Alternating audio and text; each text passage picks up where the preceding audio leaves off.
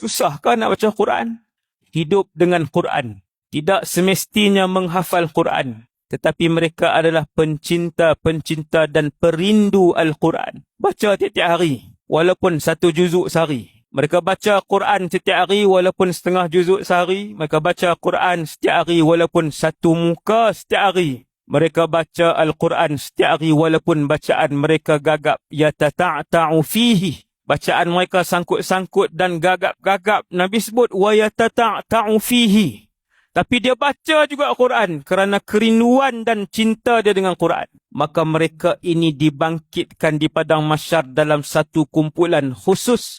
Nama mereka Ahlullah wa Khassatuh. Mereka adalah Ahlul Quran ataupun Ahlullah. Kita nak hafal 30 juzuk susah. Kita nak ambil jawatan mufti untuk jadi ulama susah. Nak mati syahid susah.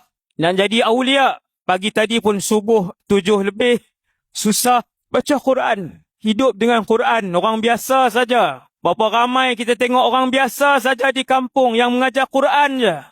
Allah angkat waktu proses nak pindah beberapa jenazah sebab kawasan perkuburan tu selalu ditenggelami air, lalu diarahkan, keluarkan fatwa di satu negeri, arahkan pindah. Kebanyakan kubur-kubur ni dia tinggal tulang dah.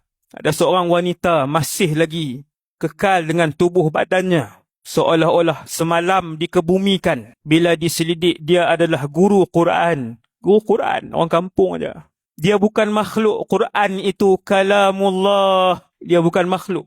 Ia kalamullah. Sebab tu dia dihormati, dimuliakan. Kalau tak baca Quran dalam solat, tak sah solat. Kena baca Fatihah. Baca hadis tengok dalam semayang. Baca hadis semua. Tak boleh. Tidak sah solat. Sebab antara rukun qawlinya adalah suratul Fatihah. Quran. Subhanallah. Kumpulan yang ada peguam di padang mahsyar. Mereka yang ahlul Quran. Tidak perlu menjawab satu soalan pun. Dan tidak perlu bercakap, berhujjah dengan satu perkataan pun di mahsyar. Diam je. Al-Baqarah dan Ali Imran. 2 surah ini yang mewakili ahlul Quran. Yuhajjan. Mereka berhujjah di hadapan Allah. Berhujjah ni bukan melawan cakap, bukan bertengkar. Dia yang beritahu. Tuan saya buat sekian. Tuan saya buat sekian. Masih ada ruang dan peluang untuk menjadi ahlul Quran. Balik tengok berapa naskah Quran di rumah kita. Balik cari balik Quran yang ada dalam lemari yang dah berabuk di rumah kita. Keluarkan.